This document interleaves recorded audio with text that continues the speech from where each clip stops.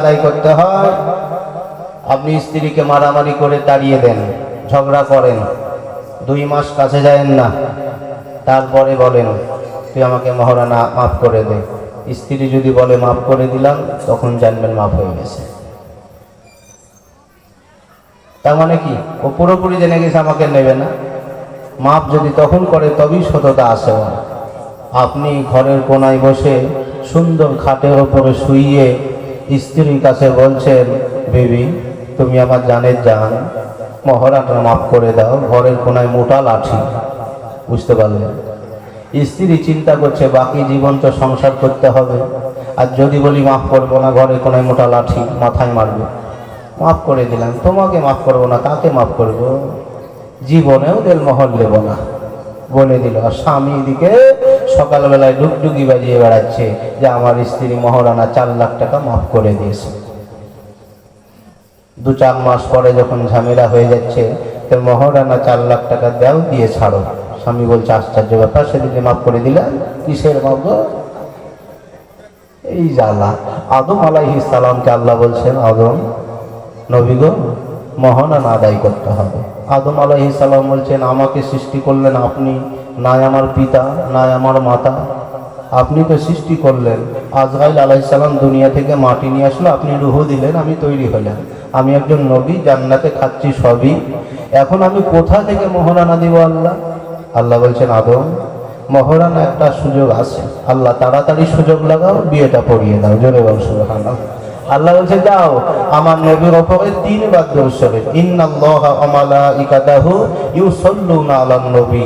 আমি আল্লাহ নবীর উপরে দরুদ পড়ি এবং ফারেশতা, আমার ফারেশতা নবীর উপরে দরুদ পড়ে। ওই দরুদটা 3 বার পড়ো নবীর উপরে, তোমার জন্য বিয়ে শাদী জায়েজ হয়ে গেল।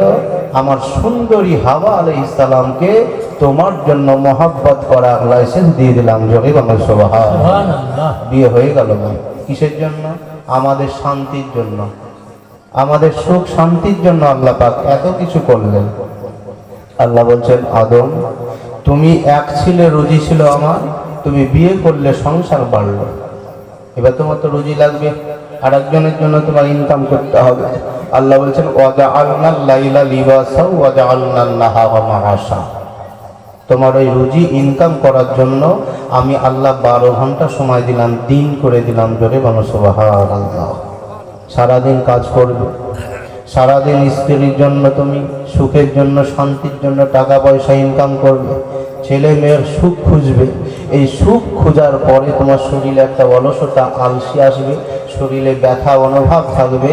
সারাদিনের ব্যথা অনুভব, কষ্টটাকে নিবারণ করার জন্য, তোমার শরীরে শান্তি নিয়ে আসার জন্য আমি আল্লাহ ওয়াজআলনাল লাইলা লিবাসা, আরও 12 ঘন্টা রাত্রিকে দিলাম, যাতে করে সারাদিন কাজ করে এসে রাতের বেলায় শান্তি উপভোগ করে ভালোবাসা মহব্বতে যেন সারাদিনের কাজ কামের শরীরের ব্যথাটা দূরে সরে যায় এবং নতুন করে আবার দিন শুরু হয়। জোরে বলো সুবহানাল্লাহ।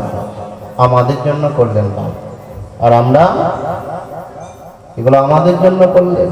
আর আমাদের পরিস্থিতি কি অবস্থা, কেন সৃষ্টি করলেন?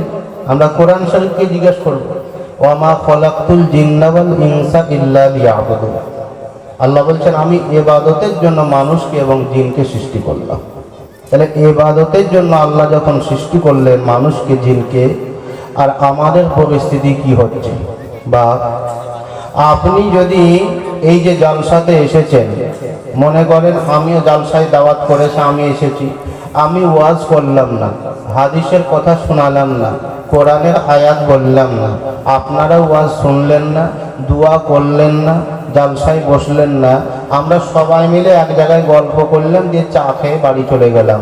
আর ওই কমিটি রেগে যাবেন, একটা হাদিস নাই, বলা নাই, ওয়াজ নাই, মানুষকে বুঝানো নাই। আর মানুষগুলো আবার কীরকম, যেই জন্য আসলো সেটাই করলো না, বাইরে বসে আড্ডা মেরে চা খাচ্ছে, রাগ হয়ে যাবেন।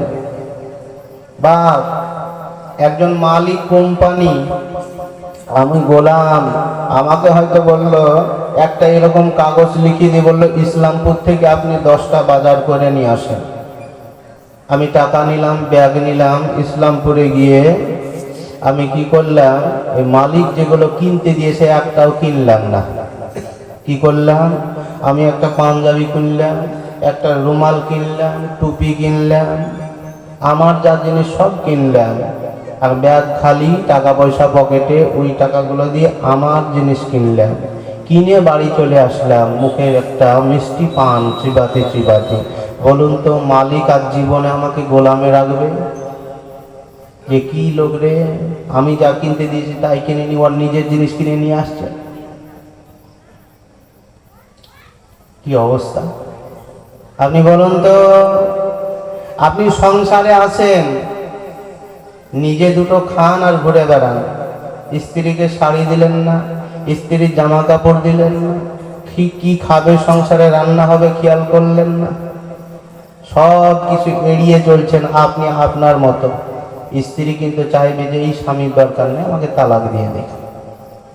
আপনি স্বামী স্ত্রীকে বিয়ে শাদী করলেন, মেয়েকে, একজন মহিলাকে বিয়ে শাদী করলেন, ওই মহিলাটা আপনার কথা শুনে না। আপনি ডান দিকে যেতে বললে বাঁ দিকে যায়, আপনি রান্না করতে বললে ঘুমায়, ঘুমাতে বললে রান্না করে, সব উল্টো। আপনি কি বলবেন? স্ত্রীকে তালাক দিয়ে দেবো, ভাল লাগছে না, অত্যাচার কত সহ্য করব। আপনি ইমাম সাহেব রেখেছেন, ইমাম সাহেব আজানও দেয় না, নামাজও পড়ায় না, আপনি কি বলবেন? ইমাম চেঞ্জ করে দেবো, ভাল লাগছে না।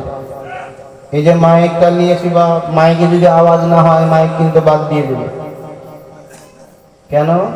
এতে কথা বলবে, সাউন্ড ভালো দেবে, মানুষ শুনবে, দূরের মানুষ শুনতে পাবে, সেই জন্য।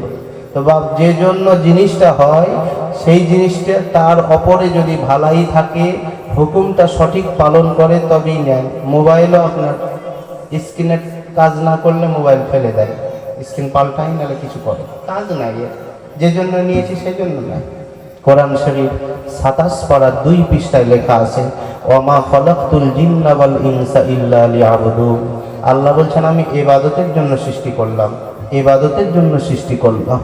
নামাজ পড়া ইবাদতের জন্য সৃষ্টি করলাম। বা আমরা রাতের বেলায় উঠে ভোর 3টের সময় 4টের সময় গরু নিয়ে, নাঙল নিয়ে চাষ করে ফেললাম 2 বিঘা, কিন্তু ফজরে উঠলাম না।